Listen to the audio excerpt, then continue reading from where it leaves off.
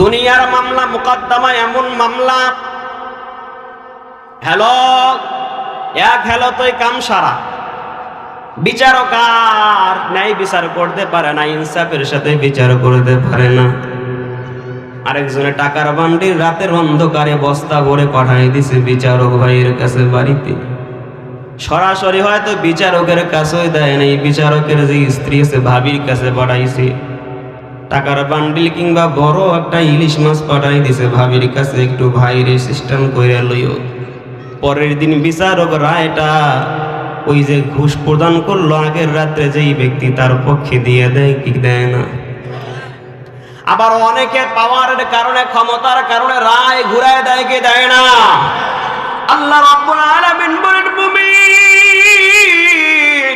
ওই কিয়ামতের দিনও আল্লাহ রাব্বুল আলামিনের কাঠগড়ায় আল্লাহ রাব্বুল আলামিনের আদালতে মামলা দায়ের করা হবে। কে মামলা করবে? আল্লাহ বলেন নিজের সন্তান মামলা করবে, কলিজার টুকরা আদরের কলিজার টুকরা ছেলে সন্তান মামলা করবে, আদরের কলিজার টুকরা মেয়ে সন্তান মামলা করবে, আপন ভাই মামলা করবে, স্ত্রী মামলা করবে, কাছের বন্ধু মামলা করবে, কর্মী মামলা করবে, রাজনৈতিক নেতা কর্মীর বিরুদ্ধে মামলা করবে, আবার কর্মী ও রাজনৈতিক নেতার বিরুদ্ধে মামলা করবে। এখন প্রশ্ন হতে পারে হুজুর কেন মামলা করবে? আল্লাহ রাব্বুল আলামিন এই কেন কথার উত্তর কোরআনুল কারীমের মধ্যে জানাই দিলেন। শুনবেননি? শুনবেন, একটু জিকির করেন, এরপরে ওই দিকে যাব। কেন মামলা করা হবে? লা ইলাহা ইল্লাল্লাহ মাজার বাজার গায়রুল্লাহ, আসমান জমিন গায়রুল্লাহ, পীর মুরিদ গায়রুল্লাহ, মোরা সিজদা করব এক আল্লাহ। ইলাহা ইল্লাল্লাহ মুহাম্মাদুর রাসূলুল্লাহ। সকলে দিল থেকে বলি সাল্লাল্লাহু আলাইহি ওয়াসাল্লাম। وقال الذين كفروا ربنا أرنا الذين أضلانا من الجن والإنس نجعلهما تحت أقدامنا ليكونا من الأسفلين।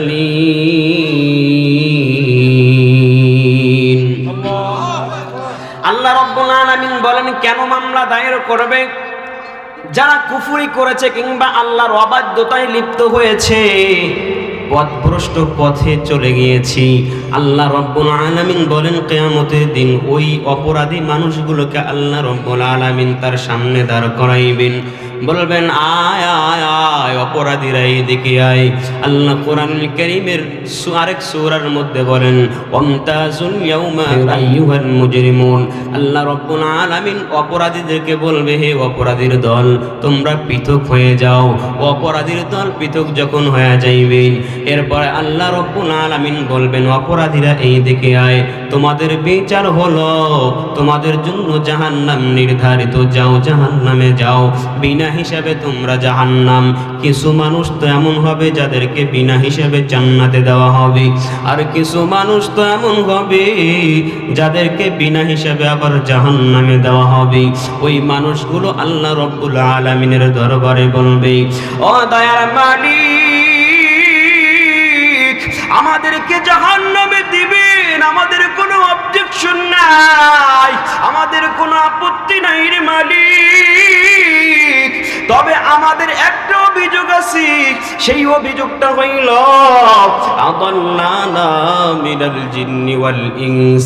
ও আল্লাহ যেই সমস্ত মানুষের কারণে আমরা পথভ্রষ্ট হয়েছি, যেই বাবার কারণে আমি ইসলামের আদর্শে আদর্শিত হইতে পারি নাই, যেই মায়ের কারণে আমি কোরআন শিখতে পারি নাই, যেই নেতার কারণে সঠিক রাজনীতি করতে পারি নাই, যেই নেতার কারণে সঠিক পথে নিজেকে চালাইতে পারি নাই, ও আল্লাহ আমার ওই বাবাকে আমার সামনে দাঁড় করান যেই বাবার কারণে আমি পথভ্রষ্ট হয়েছি।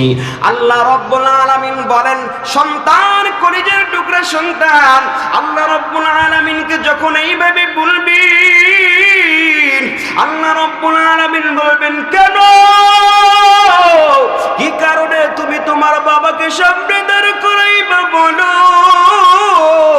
আল্লাহ রাব্বুল আলামিনকে ওই সময় অপরাধী কলিজার টুকরা সন্তান বলবে, আদাল্লানা মিনাল জিন্নি ওয়াল ইনসি নাজআলহুমা তাহতা আকদামিনা লিয়াকুনা মিনাল আসফালিন।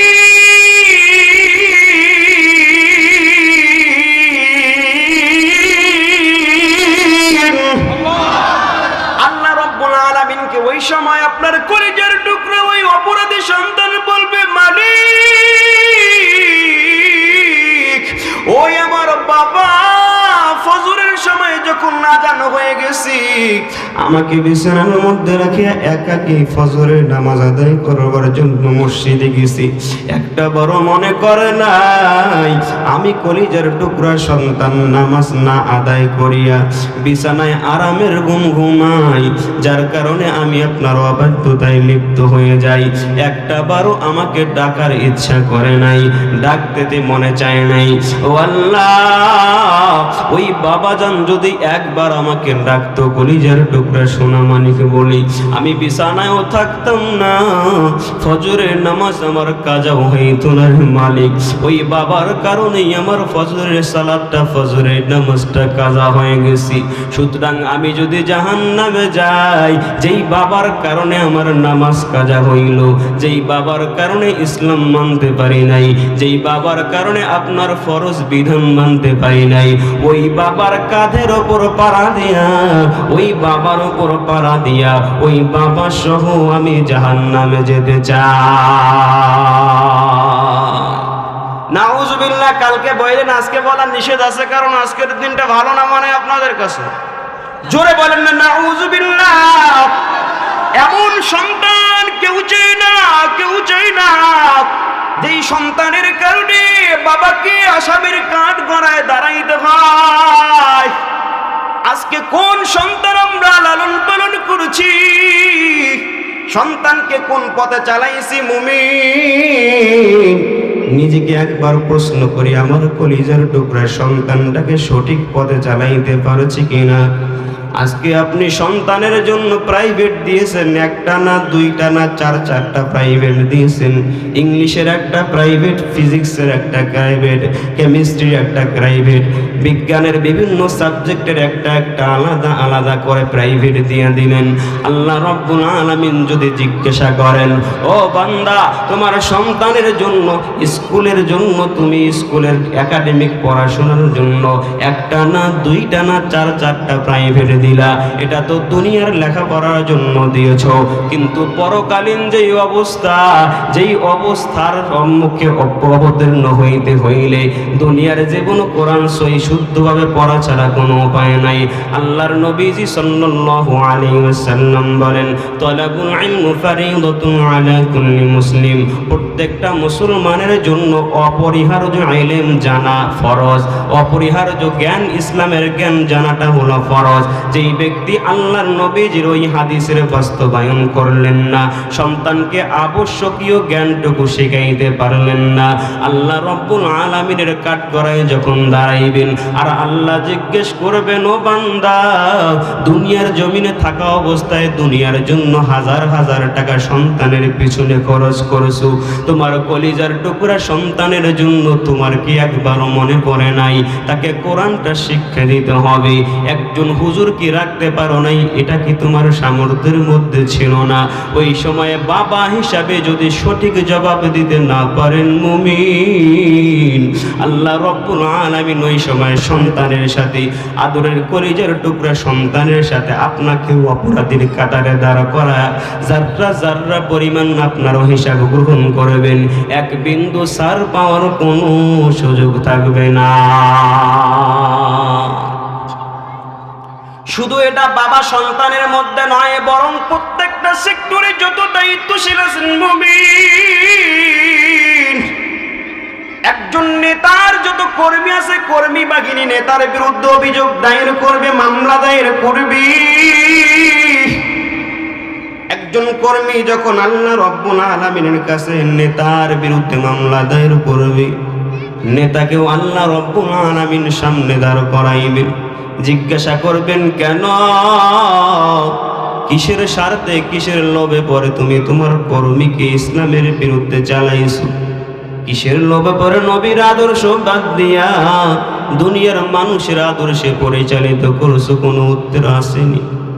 আল্লাহ রাব্বুল আলামিন বলেন সাবধান, ওই দিন আসার আগে তোমরা সংশোধন হয়ে যাও।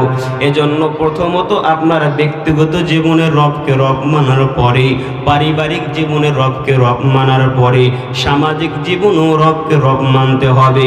আপনার সমাজের মধ্যে যদি কোনো ইসলাম বহির্ভূত কর্মকাণ্ড হয়, কোরআন বিরোধী কোনো কর্মকাণ্ড হয়, ইসলাম বিরোধী কোনো কর্মকাণ্ড হয়, আপনার যদি হাতের সামর্থ্য থাকে হাত দিয়ে প্রতিহত করার, হাত দিয়ে প্রতিহত করতে হবে। এজন্য তো আল্লাহর নবীজি সাল্লাল্লাহু আলাইহি ওয়াসাল্লাম বলেন, মান রাআ মিনকুম মুনকারান ফালইউগাইয়ির বিয়াদিহি, যদি কোনো ব্যক্তি কোনো অন্যায় কাজ সমাজের মধ্যে দেখতে পায়, সমাজের মধ্যে আল্লাহকে আল্লাহ মানবার জন্য, রবকে রব মানবার জন্য তার উচিত হলো, যদি শক্তি থাকে, সামর্থ্য থাকে, যদি সে সক্ষম হয়, সম্ভবপর যদি হয়, হাতের মাধ্যমে সেটা প্রতিহত করা, হাত দিয়ে প্রতিহত করতে হবে যদি সামর্থ্য থাকে। বর্তমানে হয় টেনশন করে, হায় যদি আমি বাধা দেই আমার ভোট কইমা যাইব, আমার ভোট দিব না, সামনে নির্বাচনে দাঁড়াইব, হয় কি হয় না? অভাব নাই, এরকম নেতার চাইলে বাধা দিতে পারে মুমিন, কিন্তু বাধা দিবে না, কারণ ভোট সামনে আছে, যদি ভোট কমে যায়। আল্লাহ রাব্বুল আলামিন বলেন সাবধান, নেতা হইছো, তোমার নেতাগিরি ততদিন যতদিন তোমার দেহে রূহ আছে, রূহটা বের হয়ে গেলে নেতাগিরি শেষ, ঠিক কিনা বলে? যত বড় পাওয়ারফুল লোক হোক, রূহটা যদি বের হয়ে যায়, কত বড় অসহায় হয়ে যায়। এত বড় অসহায় দুনিয়ার জমিনে আর কেউই থাকে না। ছোট একটা বাচ্চা যেটা সোনামণি হাঁটতে পারে না ঠিক মতো, এক পা দুই পা করে সামনে আগায়, ওই বাচ্চার চেয়েও অসহায় হয়ে যায়। একটা মশা মাছির চেয়েও অসহায় হয়ে যায়, কারণ ওই লাশের ওপর একটা মশা মাছি পড়ার পরও তার তাড়ানোর কোনো ক্ষমতা থাকে না। এই যে আজকে কিছুক্ষণ আগে শুনলাম যে হাদি, ওসমান হাদি নামক এক যুবক, তাকে গুলি করে হাসপাতালে পাঠিয়ে দেওয়া হয়েছে। এই যে গুলি করেছে তার কি মরণ আসবে না? মালাকুল মউত আজরাইল কি তার সামনে আসবে না? সে কি একটা বারও ভাবলো না আজকে আমি যেই ভাইয়ের মাথায় গুলি করছি, ওই ভাই হয়তো আমার কারণে যদি ইন্তেকাল করে, আমার কারণে যদি নিহত হয়ে যায়, আমার কারণে যদি শহীদ হয়ে যায়, আমি রাব্বে কারিমের দরবারে দাঁড়িয়ে কি জবাব দিব? একটা বারও এটা চিন্তা করে নাই, কারণ মাথায় তো ওই বিষয়টাই নাই। এই মানুষগুলোকে ধরেছে দুনিয়া। দুনিয়া কিভাবে ধরেছে? আল্লাহ রাব্বুল আলামিন কোরআনুল কারীমে সূরাতুত তাকাসুরের মধ্যে বলেন, আলহাকুমুত তাকাসুর হাত্তা যুরতুমুল মাকাবির কাল্লা সাওফা তা'লামুন সুম্মা কাল্লা সাওফা তা'লামুন।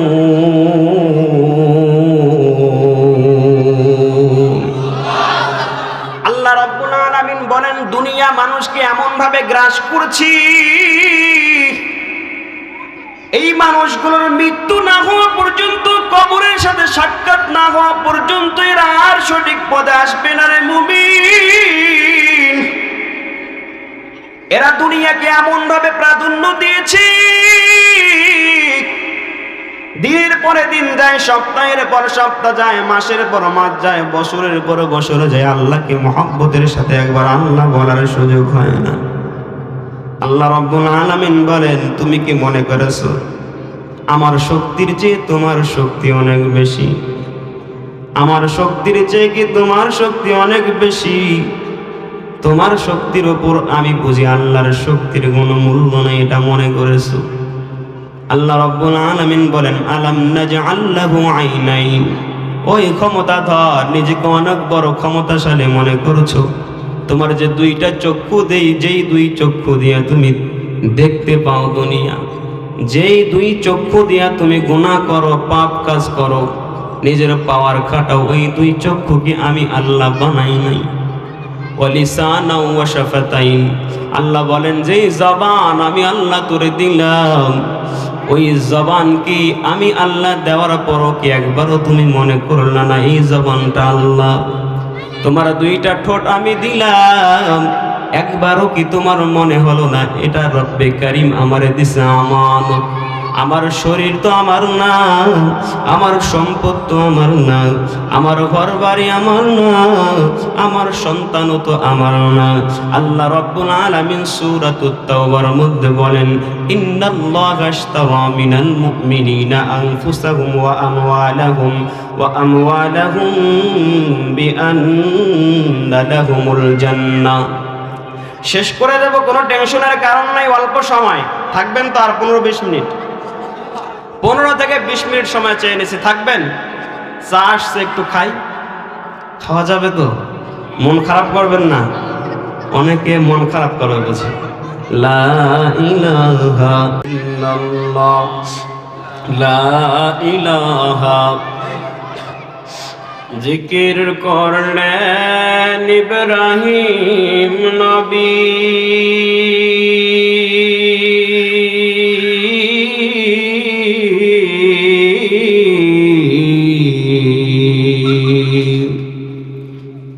নমরুদের আগুনে পড়ি,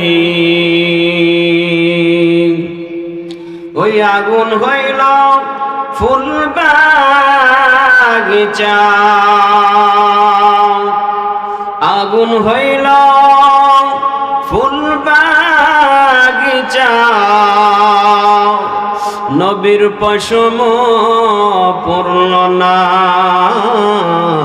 হামেশা জিকির করো মুমিন গাফের হয়ো না। লা ইলাহা, লা ইলাহা ইল্লাল্লাহু মুহাম্মাদুর রাসূলুল্লাহ সাল্লাল্লাহু আলাইহি ওয়াসাল্লাম।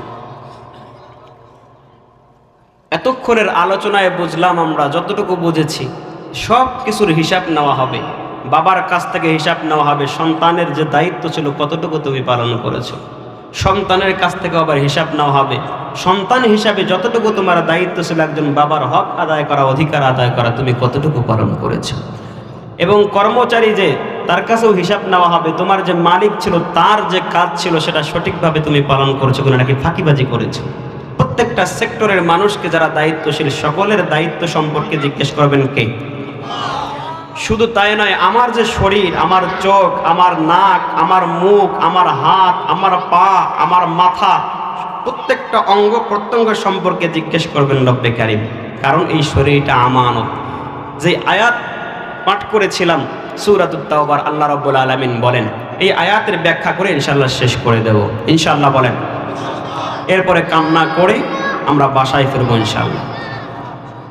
আল্লাহ রাব্বুল আলামিন বলেন ইন্নাল্লাহা আশতারা মিনাল মুমিনিনা আনফুসাহুম ওয়া আমওয়ালাহুম বিআন্না লাহুমুল জান্নাহ।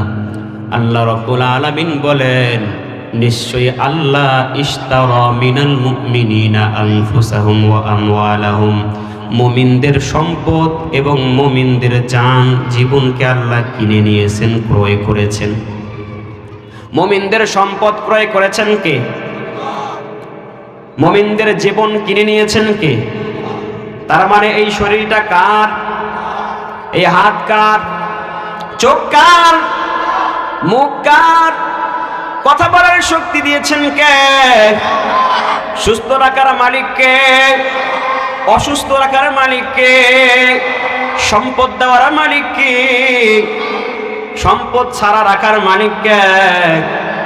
সহায় সম্বল দেওয়ার মালিক কে? ফকির বানানোর মালিক কে? বাদশা বানানোর মালিক কে? আল্লাহ রাব্বুল আলামিন বলেন যে মা মুমিনদের কাছ থেকে আল্লাহ রাব্বুল আলামিন জীবন কিনে নিয়েছেন, সম্পদ কিনে নিয়েছেন।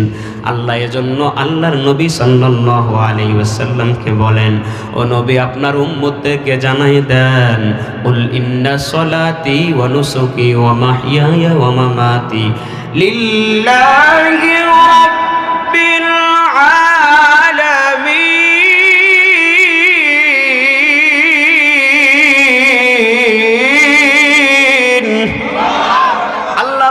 আলামিন বলেন, ও নবী আপনার উম্মতদেরকে জানাই দেন, ইন্না সলাতি ওয়া নুসুকি ওয়া মাহইয়ায়া ওয়া মামাতি, একজন মুমিন যে হবে বলবে আমার নামাজ আল্লাহর জন্য, আমার কুরবানি আল্লাহর জন্য, আমার রোজা আল্লাহর জন্য, আমার ধন সম্পদ আল্লাহর জন্য, আমার সম্পদ আল্লাহর জন্য, আমার সন্তান আল্লাহর জন্য, আমার চাকরি আল্লাহর জন্য, আমার ব্যবসা আল্লাহর জন্য, আমি চলাফেরা করি সেটাও আল্লাহর জন্য।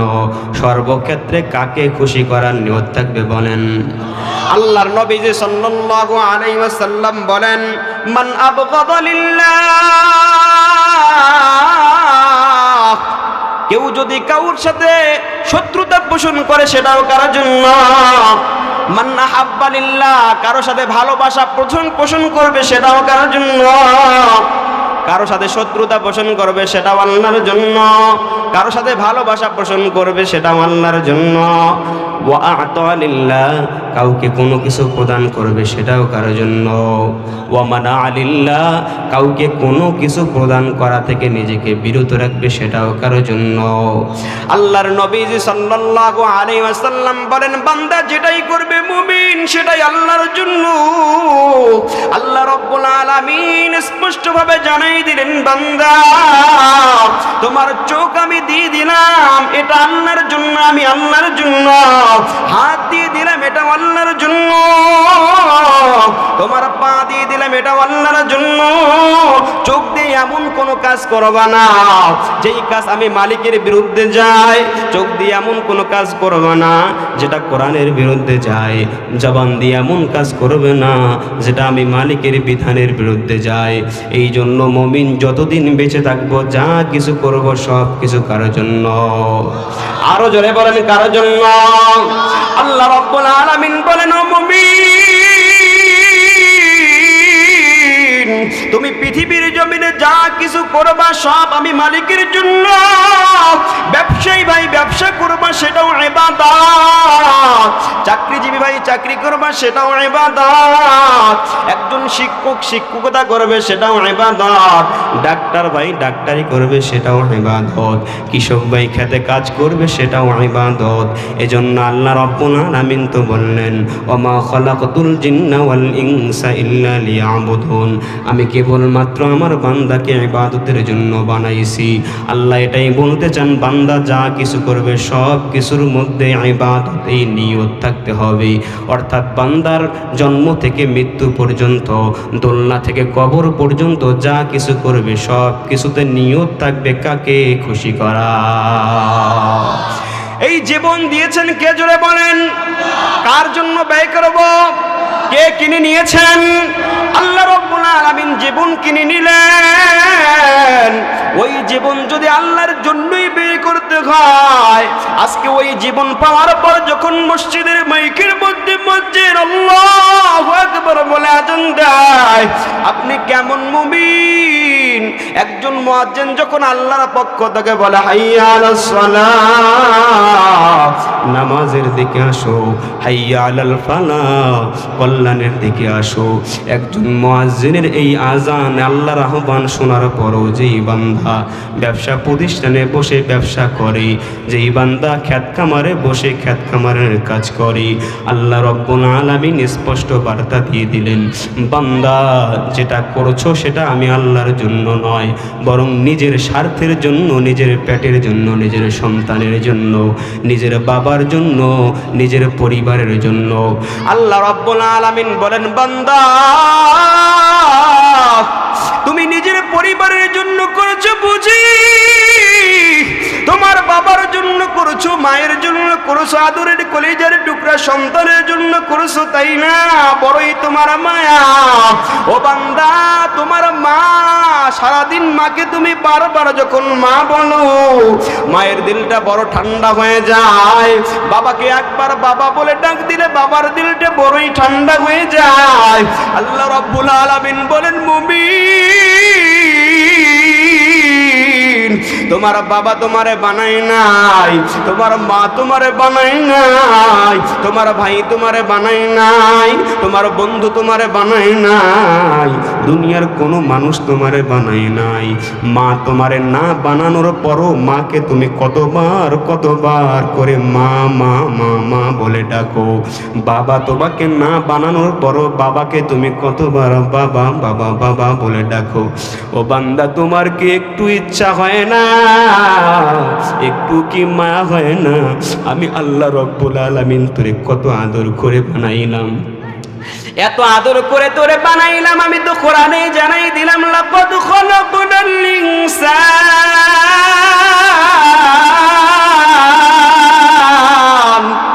লাকাদ খালাকনাল ইনসানা ফি আহসানি তাকওয়িম।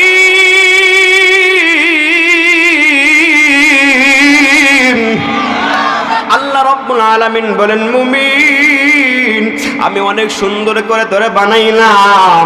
তোমার চোখে একজন বেটে হইতে পারে, তোমার চোখে একজন কালো হইতে পারে, তোমার চোখে একজন অসুন্দর হইতে পারে, কিন্তু আল্লাহ রাব্বুল আলামিন বলেন, আমি মালিকের চোখে সবাই সমান, আমি মালিকের কাছে সবাই সুন্দর। আমি মালিকের কাছে সবাই সুন্দর, কারণ আমি আল্লাহ আদর করে বানাইছি আমার বান্দারি। আল্লাহ রাব্বুল আলামিন বলেন, সারাদিন তোমার মাকে তুমি কতবার মা বলে ডাকছো? ও বান্দা, তোমার দিকে কতবার আমি সারাদিন সারা রাত চায়া থাকি। একবার যদি তুই আমারে আল্লাহ বলে ডাক দিতে রে বান্দা, আমি আল্লাহ রাব্বুল আলামিন তোর প্রতি কত রাজি হয়ে যাইতাম, তোর প্রতি কত খুশি হয়ে যাইতাম। এই জন্য যুবক ভাইয়েরা, আমার মুরব্বী বাবারা, পর্দার অন্তরের আম্মা জানেরা, তুমি যাই করো না কেন সব কিছু করার আগে চিন্তা করবা, সন্তানকে লালন পালন করেছি, সন্তানকে লালন পালন করতে গিয়া আল্লাহর নামটা যদি ভুলে যাও, মনে করবা ওই আল্লাহ রাব্বুল আলামিন তোর প্রতি বড় বেজার আছে। আল্লাহ রাব্বুল আলামিনকে খুশি করাবার জন্য সকালে কয়েকবার আল্লাহকে আল্লাহ বলে ডাক দাও, দুপুরে কয়েকবার আল্লাহকে আল্লাহ বলে ডাক দাও, বিকেলে কয়েকবার আল্লাহকে আল্লাহ বলে ডাক দাও, ঘুমাবার আগে কয়েকবার আল্লাহকে আল্লাহ বলে ডাক দাও। এমন কোন মুমিন নাই সারাদিন এবং রাতে মিলে যদি 5 বার আল্লাহকে আল্লাহ বলে ডাক দেয়, ওই ডাক দেওয়ার পর দিলটা গলবে না, এমন কোন মুমিন পাওয়া যাবে না। জিকির তো এমন একটা অস্ত্র। আল্লাহ রাব্বুল আলামিন বলেন, ফাযকুরুনি আযকুরকুম ওয়াশকুরুলি ওয়ালা তাকফুরুন।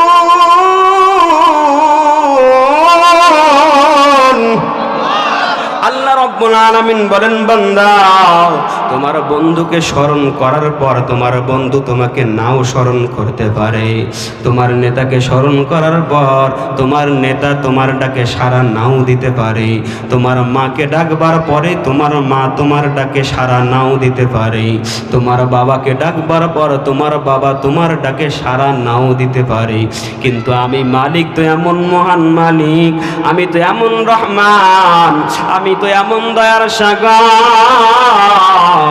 আমি মালিককে একবার যদি কেউ আল্লাহ বলে ডাক দেয়, সঙ্গে সঙ্গে আমি ফেরেশতাদেরকে ডাক দিয়ে বলি, ওই আমার বান্দাগুলার দিকে একটু তাকায় দেখ, তোমরা না বলছিল আমার বান্দাকে যেন আমি না বানাই। দেখো তাকায়া দেখো, ওই যে নন্দী পাড়ার কিছু বান্দা আমি আল্লাহ রব্বুল আলামিনকে ভালোবাসা আমি আল্লাহকে আল্লাহ বলে ডাক দেয়। আল্লাহ রব্বুল আলামিন এইভাবে আমাদের প্রশংসা করে। এজন্য আল্লাহকে দিনে অন্তত 4 বার হোক 5 বার হোক অল্প কিছু সময় বের করে হলেও আল্লাহ ডাক দিতে রাজি আছেননি। हकीकत से तो दुनिया बेखबर है, दुनिया की नुमाइश पर नजर है। नमी वो यम के अज दुनिया जुदा बश, बहर कारे के बाशी बा खुदा बश। चिस्ते दुनिया अज खुदा गाफिल बुदन, चिस्ते दुनिया अज खुदा गाफिल बुदन। नए कुमाशो नकरवा फरजिंदुजान। ওই মহান মালিককে আল্লাহ আল্লাহ বলে রাতের গভীর যখন হয়ে যায়, কোনো বান্দা যদি এই রাতের গভীরে উঠে একটা আমল শিখায় দেয়, শেষ পর্যায়ে চলে আসছে, একটা আমল শিখায় দেয়। রাত যখন গভীর রাত্রিতে আপনি অন্ধকার রাত, চারিদিকে নীরব রাত্রিতে একাকী উঠবার পর ঠান্ডার সময় এরকম শীতকালে পানিটা বরফের মতো হয়ে গেছে, ওই বরফের মতো শীতল পানিটা দিয়া উজু বানায়া আপনি ঘরে এসে জায়নামাজটা বিছায়া 2 রাকাত নফল নামাজ পড়িয়া আল্লাহকে আল্লাহ আল্লাহ আল্লাহ আল্লাহ আল্লাহ বলিয়া বেশি না মাত্র 15 থেকে 20 বার ডাক দিবেন। আর নিজের অপরাধের কথা স্মরণ করবেন, কি পরিমাণ আপনি অপরাধ করেছেন।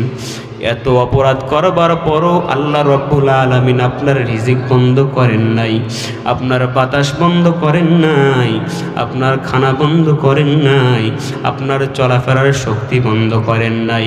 এই নিয়ামতগুলোর কথা একটু স্মরণ করবেন, আর গুনার কথা অপরাধের কথা স্মরণ করবেন, আর আমার মালিককে আল্লাহ আল্লাহ আল্লাহ বলিয়া ডাক দিবেন। এমন কোনো বান্দা পাওয়া যাবে না যে চোখের পানি বের হবে না, অটোমেটিক দেখবেন আপনার চোখের পানি বের হয়ে যাচ্ছে। ওই অন্ধকার কবরের কথা একটু স্মরণ করবেন। ওই অন্ধকার কবরে যাওয়ার পর আপনার অবস্থা কি হবে, আপনার অস্তিত্ব কি হবে, আপনার গাড়ি বাড়ি কি হবে, আপনার সন্তান কি হবে, আপনার বাড়ি কি হবে, আপনার সম্পদ কি হবে। মুমিন ওই অন্ধকার কবরের কথা যখন নাকি আপনি স্মরণ করবেন, মরণের কথা স্মরণ করবেন, গভীর রাত্রিতে, নিঝুম রাত্রি, নিরিবিলি একেবারে নীরব, চক্ষু 2টা বন্ধ করিয়া যদি এভাবে জিকির করতে থাকেন আর মৃত্যুর কথা স্মরণ করেন, মোরাকাবা করেন, ফিকির করেন, আপনার চোখ দিয়ে দেখবেন অটোমেটিকলি পানি বের হয়ে আসবে, চোখের অশ্রু থামানোর কোনো ক্ষমতা থাকবে না।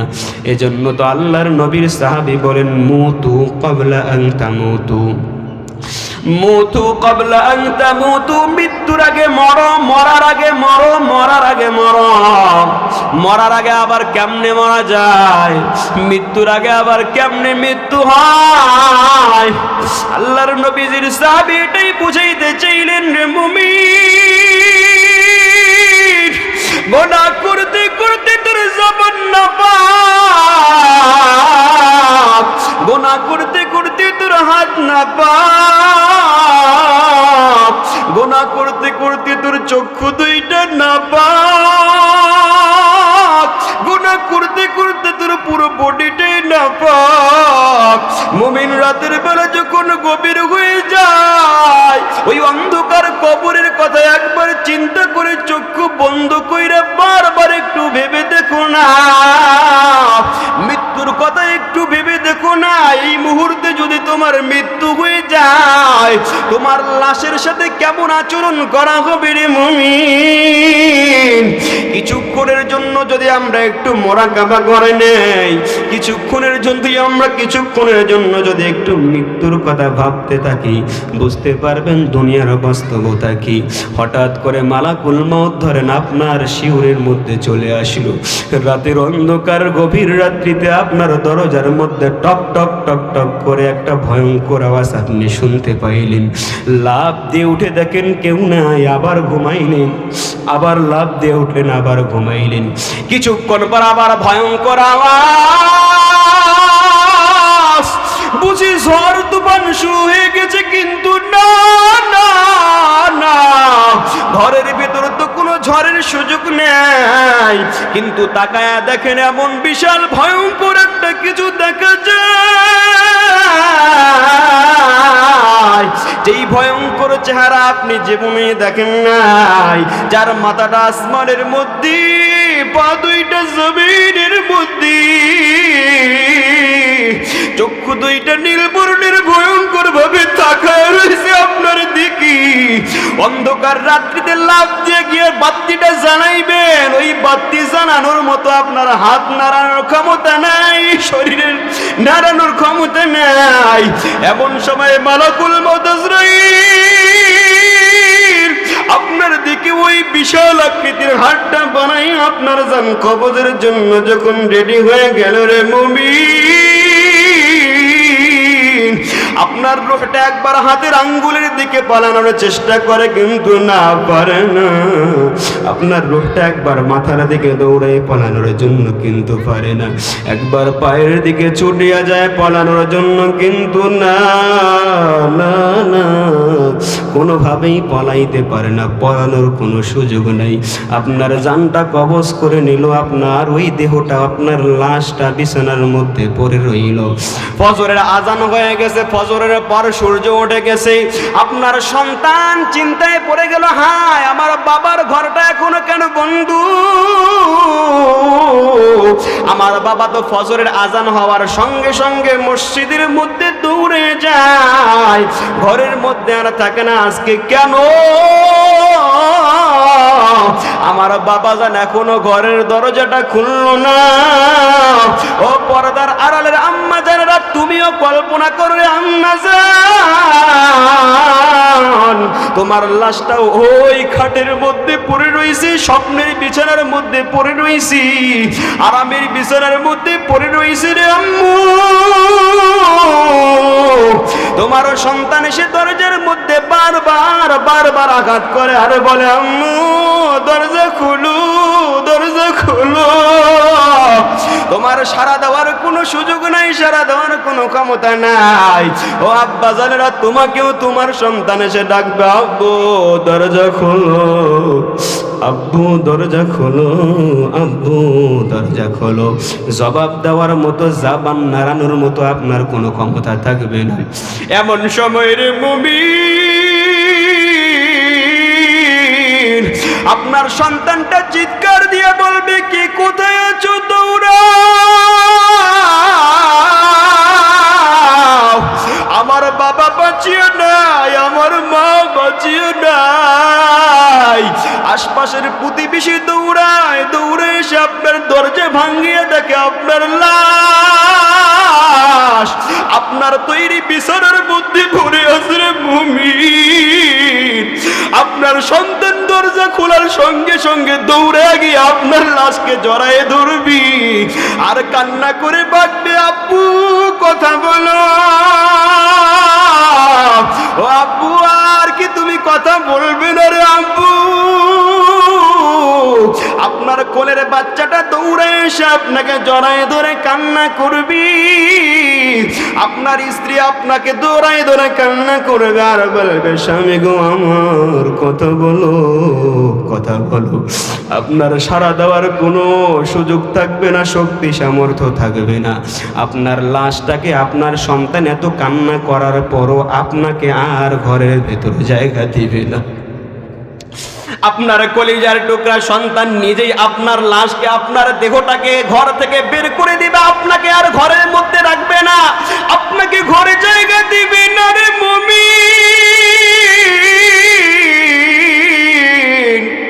আপনাকে ঘর থেকে বের করে দিবি, আপনার লাশটাকে ঘরের বারান্দায় বাইর করবি, আপনার শরীর থেকে দামি দামি কাপড়গুলো খুলে রাখবি। ও আম্মা জানেরা, তোমার ওই যে শরীরের গহনা, দামি দামি গহনাগুলা তোমার কলিজার টুকরায় খুলে খুলে রেখে দিবি। এরপরে শেষ বিদায়ের জন্য শেষ বিদায়ের গোসল দেওয়ার পরে যখন তোমার লাশটাকে ওই খাটের উপর উঠাইবি, এরপরে তুমি হয়তো চায়া চায়া থাকবা যে তোমার স্বপ্নের বাড়িতে তোমাকে না রাইকা তোমাকে কোথায় লইয়া যায়। তোমার চিৎকার চেঁচামেচি কেউ শুনতে পারবে না রে আব্বা জানেরা, অপরাধার অন্তরালে আম্মা জানেরা। এরপরে তোমার লাশটাকে তোমার স্বপ্নের বাড়ি থেকে বের করে ওই খাটনির মধ্যে নিয়ে যখন মাঠে নিবে জানাজার জন্য, যদি তুমি সুসন্তান রেখে যাও, আদর্শবান একজন সন্তান রেখে যাও, যেই সন্তান কোরআনুল কারীমের তেলাওয়াত সহি শুদ্ধভাবে পড়তে পারে, যেই সন্তানটা জানাজার নামাজ পড়াইতে পারে, এমন একজন যদি সুসন্তান আদর্শবান সন্তান রেখে যাইতে পারো রে ভাই, ওই সন্তানটা তোমার লাশকে সামনে রাখিয়া ইমামতি করাবার জন্য দাঁড়ায় যাইবি। তোমার কলিজার টুকরা সন্তান ইমামতি করবার জন্য তোমার লাশকে সামনে রাখিয়া দাঁড়ায় যাইবি মুমিন। তোমার সন্তান যখন জানাজার সামনে দাঁড়াইবি, জানাজার ইমামতি করবার জন্য, আর আল্লাহু আকবার বলে প্রথম তাকবীর দিবি। প্রথম তাকবীর দেওয়ার সময় কান্না শুরু করে দিবি। দ্বিতীয় তাকবীর যখন আল্লাহু আকবার বলবে, কান্নার আওয়াজ আরো ভারী হয়ে যাইবি। তৃতীয় তাকবীর যখন তোমার সন্তান তোমার লাশকে সামনে রাখিয়া যখন তৃতীয় তাকবীর আল্লাহু আকবার বলবে, নিজের কান্না হয়তো কন্ট্রোল করতে পারবে না রে ভাই। ও পর্দার আড়ালের আম্মা জানেরা, তোমার লাশকে সামনে রাখিয়া তোমার সন্তান, একটু কল্পনা করো তোমার কলিজার টুকরা সন্তান তোমার জানাজার ইমামতি যদি করে, আর চতুর্থ তাকবীরের সময় যখন আল্লাহু আকবার বলবি, তোমার সন্তানের কান্নার আওয়াজ, তোমার সন্তানের কান্নার আওয়াজের আকাশ বাতাস ভারী হয়ে যাবে, চতুর্দিকের মানুষগুলো কান্না শুরু করে দিবে। কলিজার টুকরা সন্তানকে যদি আদর্শ সন্তান বানাইতে পারো, তোমার লাশের জানাজার ইমামতি করবে ওই কলিজার টুকরা সন্তান। শুধু তাই নয়, তোমার লাশের ইমামতি করবার পর তোমার ওই লাশকে যখন অন্ধকার কবরে দাফন করা হবে মুমিন, ওই অন্ধকার কবরে দাফন করবার পর সকলেই যার যার মতো যার যার বাড়িতে রওনা দিবি। হাফেজ সন্তানটা ওখানে দাঁড়ায়া দাঁড়ায়া কোরআনুল কারীমের তেলাওয়াত শুরু করে দিবি। ইয়াসিন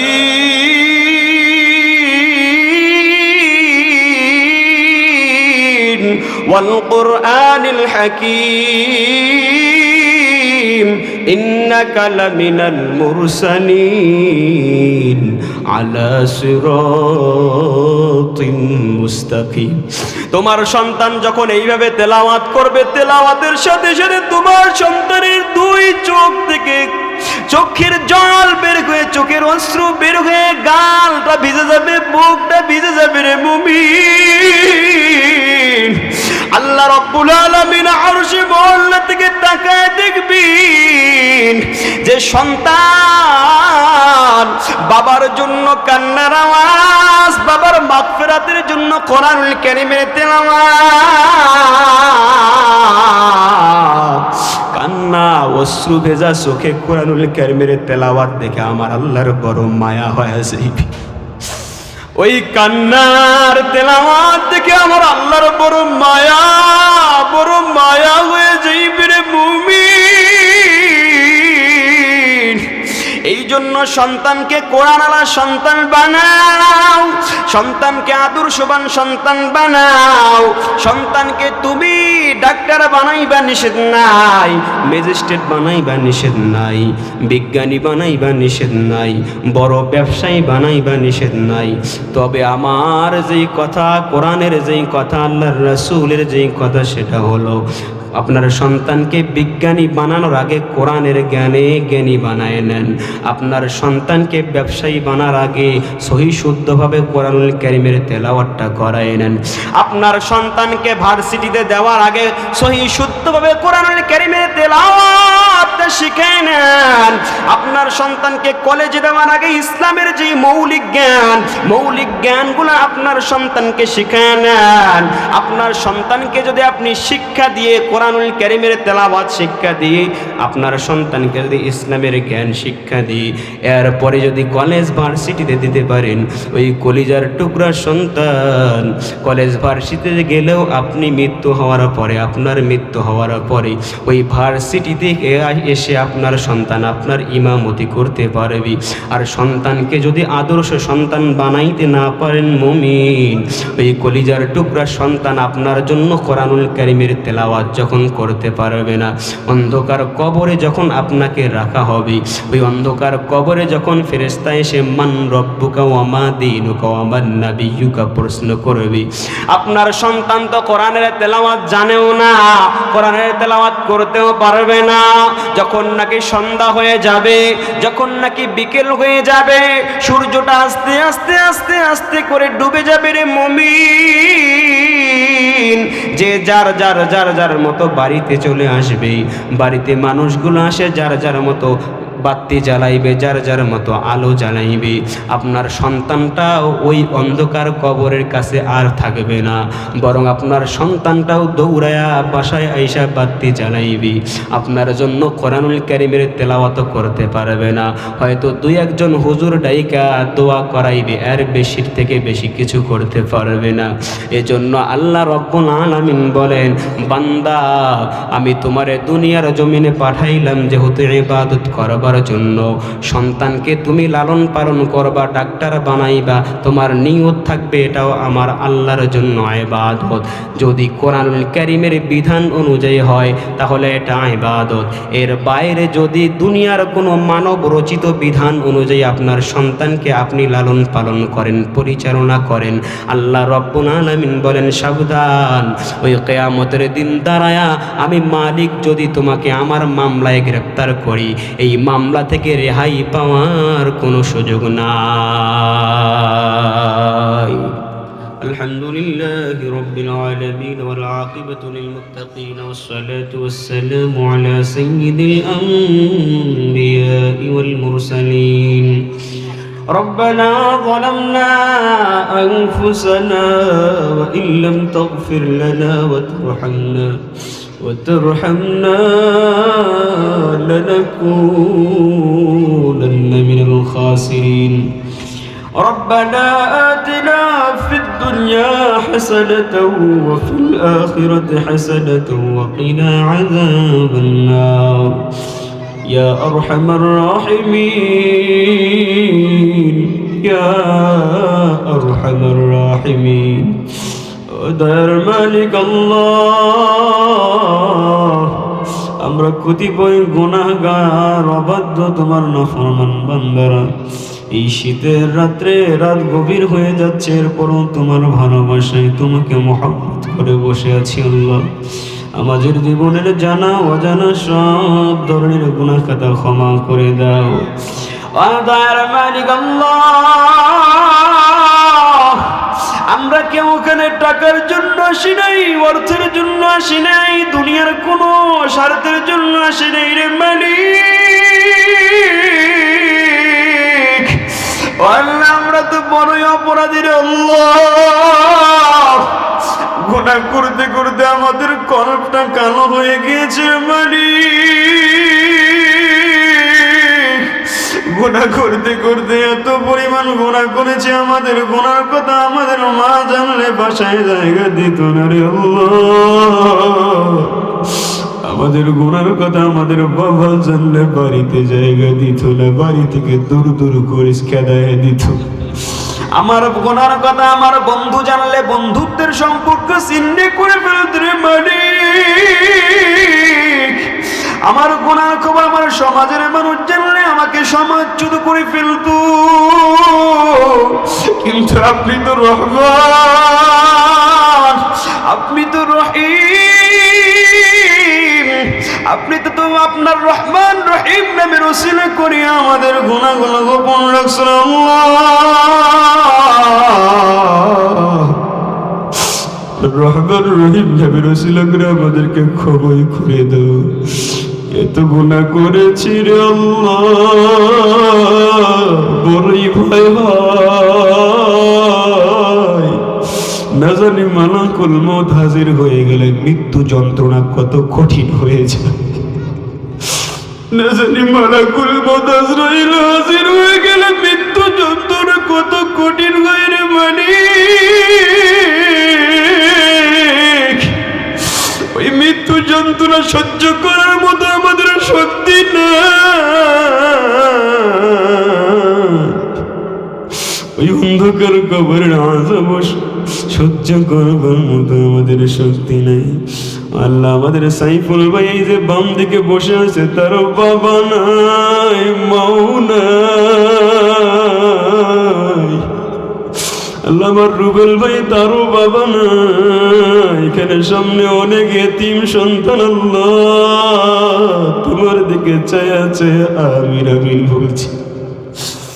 আল্লাহ অনেক এতিম এরকম আছে, এখান থেকে বাড়িতে গিয়ে দেখবে মা নাই, মায়ের শাড়িটা ময়লা হয়ে ওই আল্লাহর মধ্যে পড়ে আছে। বাবা আর কত সন্তান এখানে আছে, বাসায় গিয়ে দেখবে বাবার জুতাগুলো বাড়ির আঙ্গিনার মধ্যে বাসার বাইরে ময়লা হয়ে পড়ে আছে, পরিষ্কার মতো করার মতো কেউ না। ওই অন্ধকার কবরে বাবা জান কতবার জানি আব্বু আব্বু বলে আমাদেরকে ডাকে রে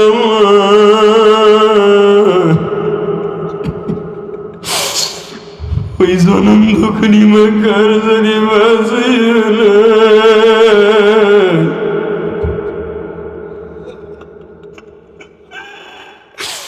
এই মাকার জানি বাঁচে নাই রে মানে ওই অন্ধকার কবর থেকে নজরে কতবার চিৎকার করে ডাকতেছে আল্লাহ। ওই মায়ের জন্য তো দেওয়ার কিছু না।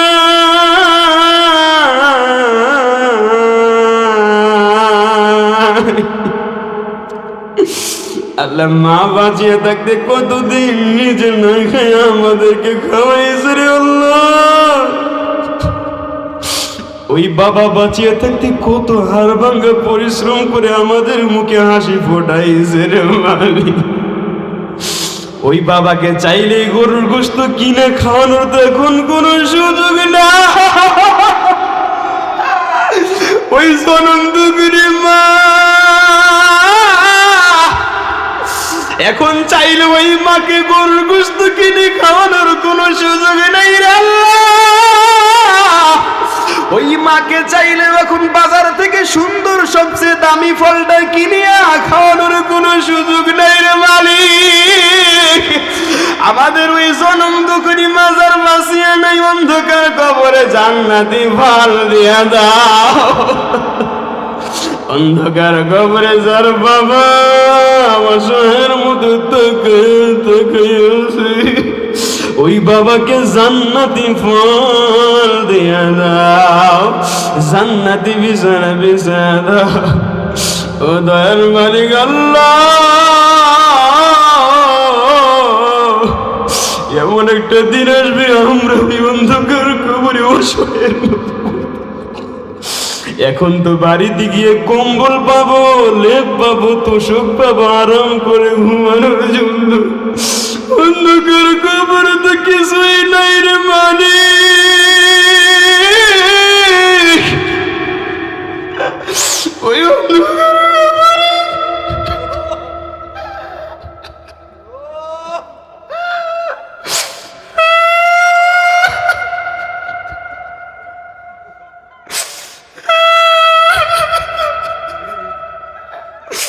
দুনিয়াতে মাকে মা বলে ডাকলে মা দৌড়ে আসে,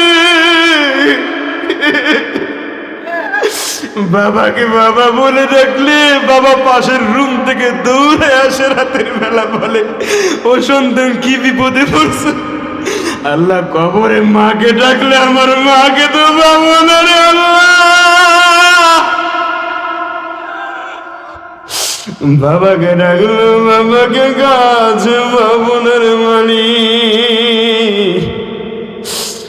অন্ধকার কবরে যাওয়ার আগে অন্ধকার কবরকে, আমাদের অন্ধকার কবরগুলোকে জান্নাতের বাগান বানানো, ওই কবরে জান্নাতি বিছানা দিয়ে দেন রে মালিক। ও আল্লাহ, তোমার বান্দাদের দিকে তাকায় দেখো আল্লাহ, চোখের পানি।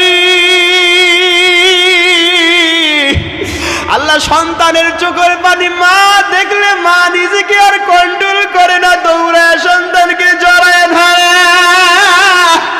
ও আল্লাহ, কয়েকদিন আগে দেখলাম এক কলিজার টুকরা সন্তান তার মায়ের সাথে বেয়াদবি করে মাকে মারধর করছি।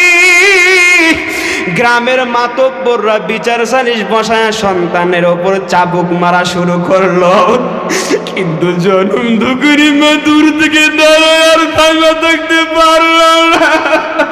দৌড়ে এসে সন্তানকে জড়ায় ধরে বলে, মাতব্বররা আর মাইরেন না, আমার কলিজার টুকরা সন্তান বুঝে না। আল্লাহ, ওই মায়ের চেয়ে না আপনার দয়া 1000 গুণ বেশি।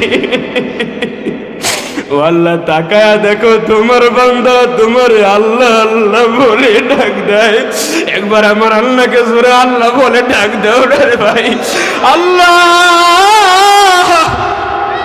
ও আল্লাহ, মাকে মা বলে ডাক দিলে মা পিছনের সব অপরাধ ভুলে যায় রে মালিক। তোমার বান্দারা তোমাকে আল্লাহ বলে ডাক দেয় রে আল্লাহ।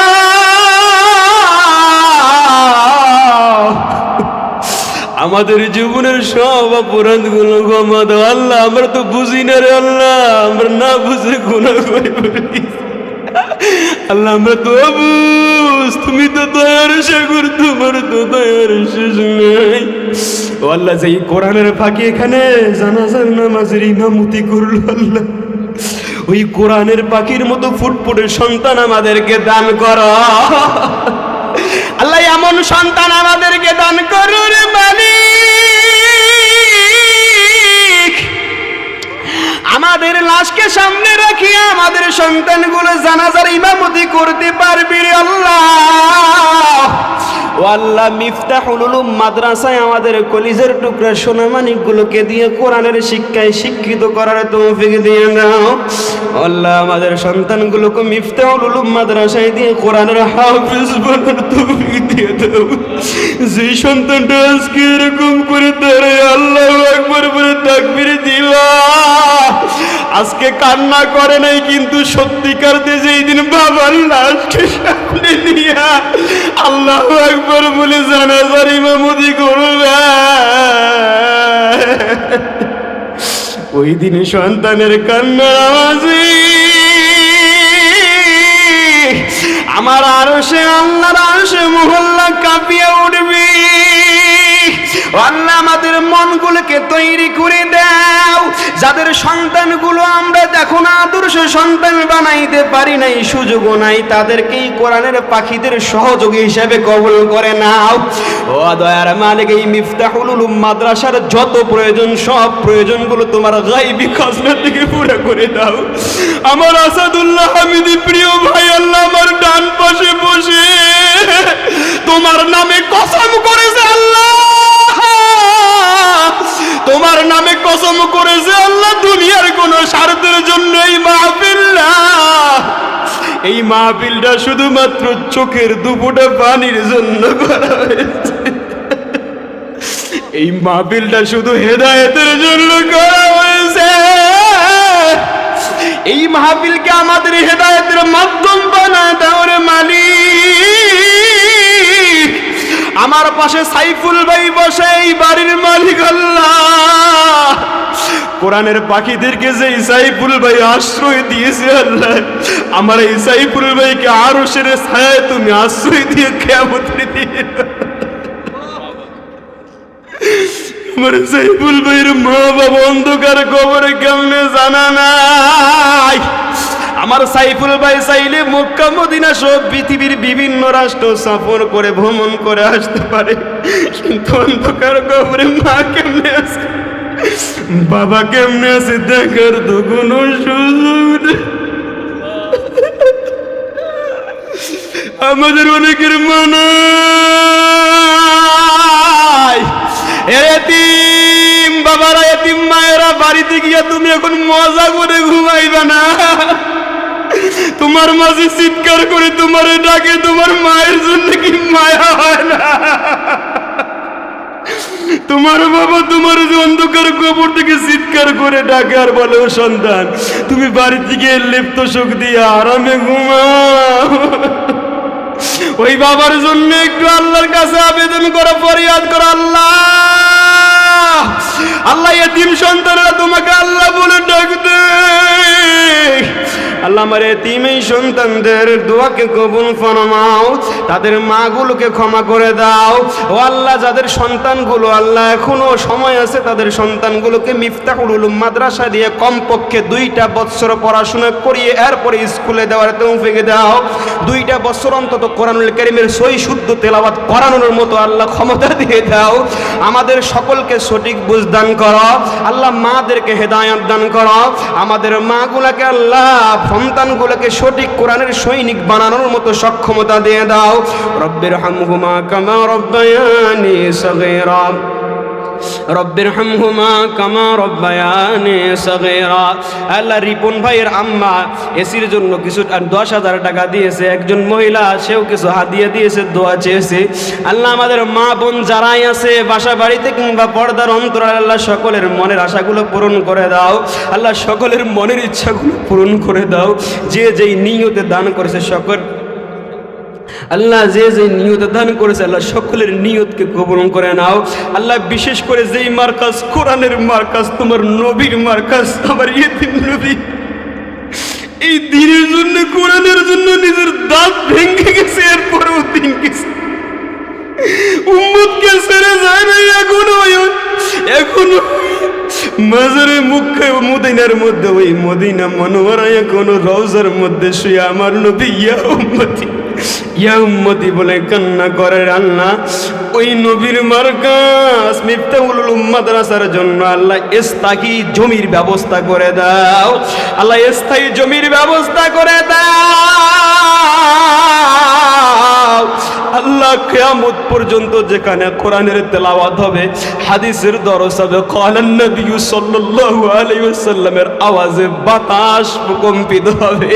আল্লাহ এরকম একটা স্থায়ী জমির ব্যবস্থা করে দাও। আল্লাহ দুনিয়ার সব কিছুর মালিক তো তুমি, আল্লাহ আমাদের মনের মালিক তো তুমি। আমাদের মনগুলোকে তুমি গলায় দাও, নরম করে দাও। আল্লাহ মিফতাহুল উলুম মাদ্রাসার জন্য সর্বোচ্চ সহযোগিতা আমাদের করার তৌফিক দাও। ছেলে সন্তান দিয়ে সহযোগিতা করার তৌফিক দাও, অর্থ দিয়ে সহযোগিতা করার তৌফিক দাও। আল্লাহ পরামর্শ দিয়ে আল্লাহ মৌখিকভাবে সহযোগিতা করার তৌফিক দিয়ে দাও। আল্লাহ যা কিছু এতক্ষণ চাওয়া হয়েছে আল্লাহ, যেগুলো আমাদের জন্য কল্যাণকর সব কিছু আমাদেরকে দিয়ে দাও। মানবীয় দুর্বলতার কারণে যা কিছু আমরা চাইতে পারি নাই অথচ আমাদের জন্য প্রয়োজন, আল্লাহ আপনি তো অন্তর্যামী আলিমুম বিদাতিস সুদূর। আমাদের জন্য যত কল্যাণকর বিষয় আছে সব কল্যাণকর বিষয়গুলো দান করো। আয় রাব্বে কারীম, আবারও শেষবারের মতো আপনার কাছে ফরিয়াদ জানাই, আল্লাহ মিফতাহুল উলুম মাদ্রাসাকে এই এলাকার জন্য আল্লাহ হেদায়েতের মাধ্যম বানায় দাও, পরকালের মুক্তির মাধ্যম বানায় দাও, ময়দানে মাহশরের মুক্তির মাধ্যম বানায় দাও। আল্লাহ কবরের প্রথম রাতের মুক্তির মাধ্যম বানায় দাও, কবরের প্রথম রাতের মুক্তির মাধ্যম বানায় দাও। আয় রব্বে কারীম, আরেকটা শেষ আবদার জানাই, আমাদের সরকারে আলম আকে নামদার তাজদারে মদিনা আহমদ মুস্তফা মোহাম্মদ মুস্তফা মোহাম্মদুর রাসূলুল্লাহ সাল্লাল্লাহু আলাইহি ওয়াসাল্লামকে স্বপ্নে যোগে একবার হলো দেখার তৌফিক দাও। আল্লাহ নবীর আশিকরা দেখেন, তাকার মালিক নবীর আশিকরা চিৎকার করে কান্না করতেছে। আল্লাহ আমাদের নবীকে স্বপ্নে একবার হলেও দেখার তৌফিক দাও মালিক। যেই নবীকে স্বপ্নে দেখলে জাহান্নামের আগুন হারাম, যেই নবীকে স্বপ্নে দেখলে কবরের আযাব হারাম, যেই নবীকে স্বপ্নে দেখলে কিয়ামতের আযাব হারাম, কিয়ামতের ভয়াবহ ভয়ঙ্কর সেই আযাব হারাম, ওই পেয়ারা এতিম নবীকে স্বপ্নে হলেও একবার দেখার তৌফিক দাও রে মালিক, একবার হলেও তৌফিক দাও রে মালিক। সাল্লাল্লাহু তাআলা আলা খাইরি খালকিহি মুহাম্মদ ওয়া আলা আলিহি ওয়া আসহাবিহি আজমাইন ওয়াজআল আখিরা কালিমাতানা ইনদাল মাউত লা ইলাহা ইল্লাল্লাহু মুহাম্মাদুর রাসূলুল্লাহ।